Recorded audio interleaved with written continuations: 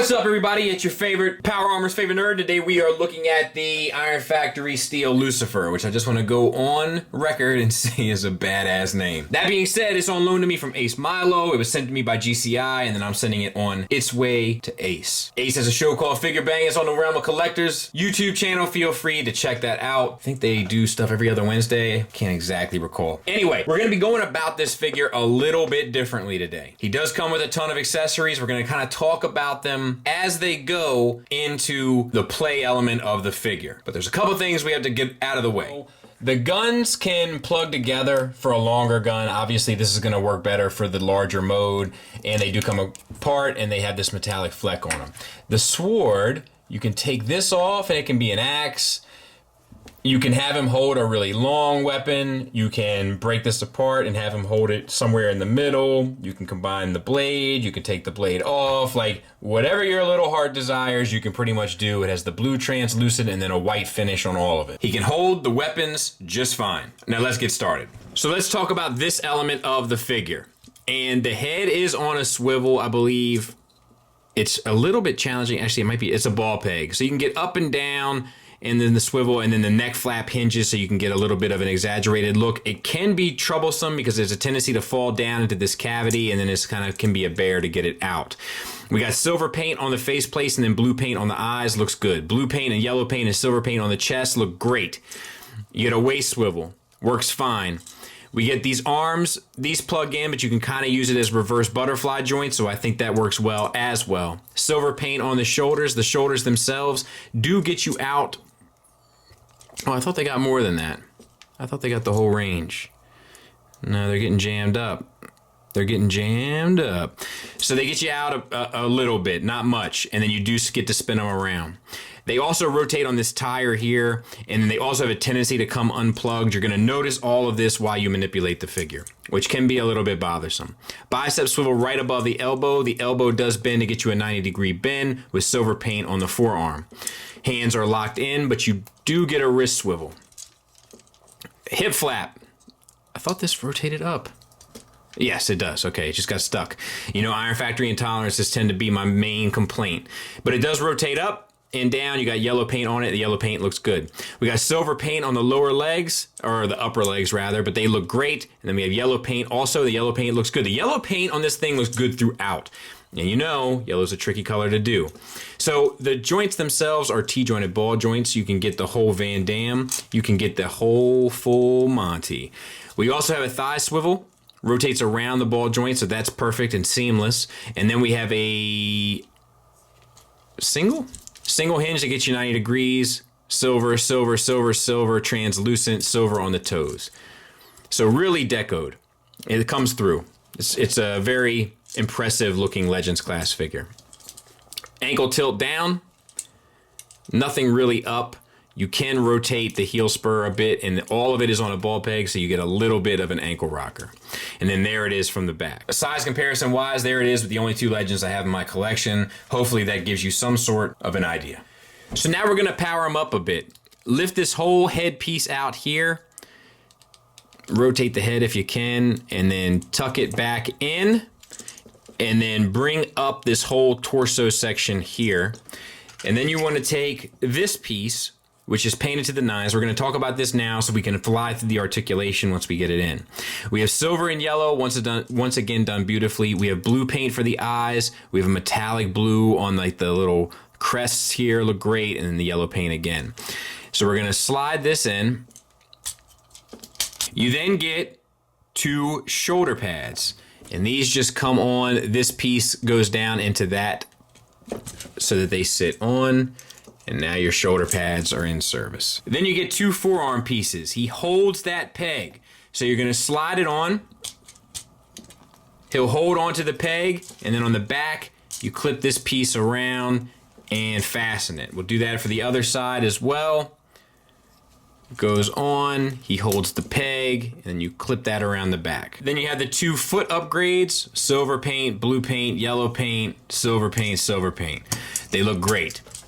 For this part, you slide down the kneecaps and collapse the foot back onto itself, and then you put this in here and you peg this piece in to the side of the leg. We'll show that for the other side as well. And then you have the pelvis, 2 shades of blue paint there, and then the yellow paint, and then this slides on top. And then lastly, you get the backpack with all the translucent pieces on the gunmetal silver, and this pegs in right into his back. And you're ready. He holds all the weapons the same. I'll clean them up. We'll talk about the figure. So there he is. Pretty impressive. I'm a sucker for wings, though. So articulation-wise, the head is on a ball peg again. We get a little bit down. We get a good bit up. We get the swivel. The shoulders are the same because they haven't changed. The elbow is the same because it hasn't changed. And the waist swivel is the same because that hasn't changed. Now for the backpack, it does get loose, but I'm not finding it falling off. I'm finding that it's staying on relatively secured.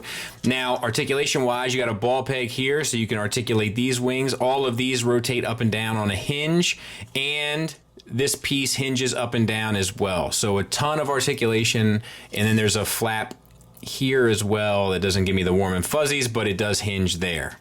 So tons of articulation for the backpack.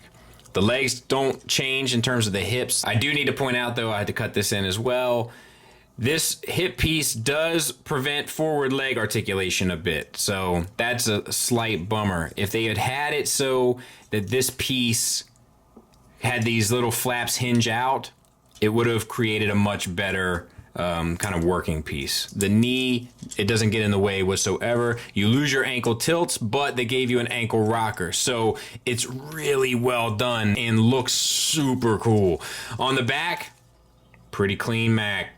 And then once again for a sense of scale. All right, so let's transform them. We're not gonna undo anything that we've done.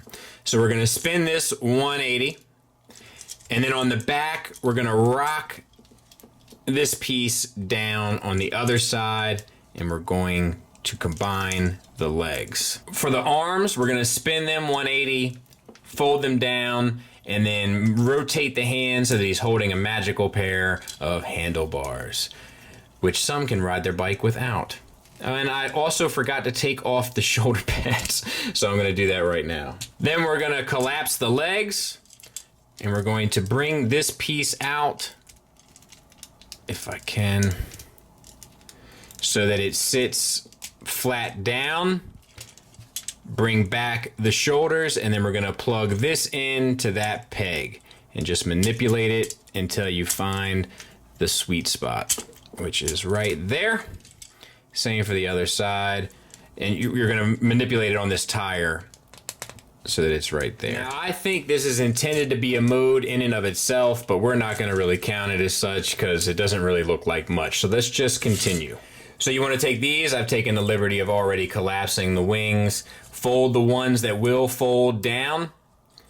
You want to bring this piece up, whatever piece this comes up on, you fold these the opposite way, and then these up. And I think that's it for this. Take your 2 hand pieces, peg them in together, and then they'll sit in here on those 2 slots.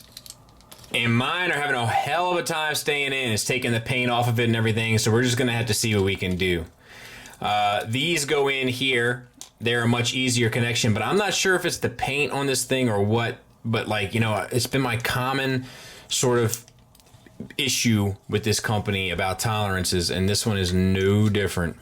So I'm just gonna sit this in here and kind of hope for the best. You take your head, spin it around, take your guns, and they should point forward with the handles facing down. They tab in with little tabs on each side, and they plug in to here, and then this wraps around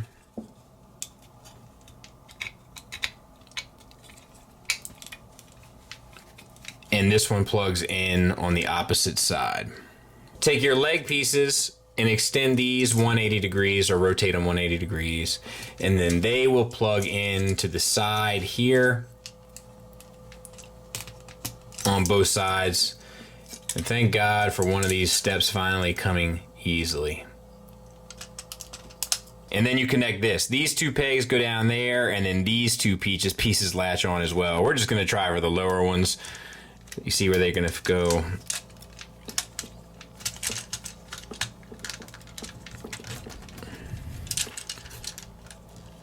There. One last thing I forgot to mention is this can actually slide in on the back, and there it is. And I mean, and I don't have it, like you see, like I'm too afraid to push it any further because I don't want to break this thing. Let me get it fixed. And I mean, look, it's fine. It's not fun to get to. There's pieces that don't fit right. There's tolerance issues. So like, I don't know if it's all worth it in the end. I'm just not. I still can't get these pieces. You can see where they've been taking paint off of trying to get them to fit in. So I don't know. It's like an E for effort kind of a thing. There it is next to Tiger Track, so it's fairly large. It's just a real bummer because the action figure side of it is really cool, but getting to this alt mode is it's a real pain, and it's not very intuitive, and it's just kind of meh. Like, I've seen it look better, so obviously, like, if you can keep it, I mean, I just don't want to buy this thing for somebody, and I'm not willing to break it. So I don't want to put a whole lot of pressure on this thing. It's just, I don't know, it's a nice try. I feel like they did their best.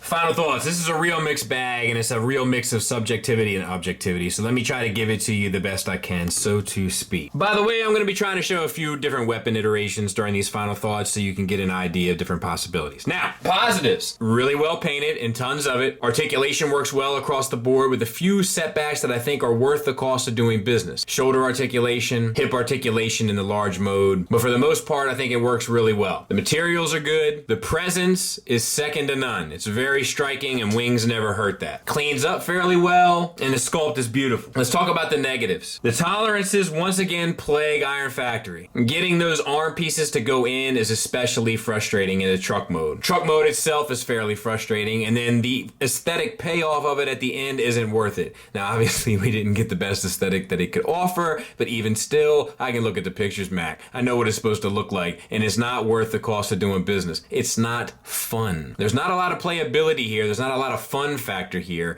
There's a lot of aesthetic beauty here. So it's really going to come to what's important to you, what's important to your collection, and how you want to put it together. I think that if you are in for a display Legends collection, this is going to work out beautifully. I think if you're in for messing around with these when you get a chance, this one's not one of the ones that's going to be fun. This one is a pain, and it's a little clunky when trying to work with it for robot mode. So there's not a lot of fun here, but there's a lot of beauty here. Hope that makes sense. Thanks for listening. Thanks for watching. Until next time, take care.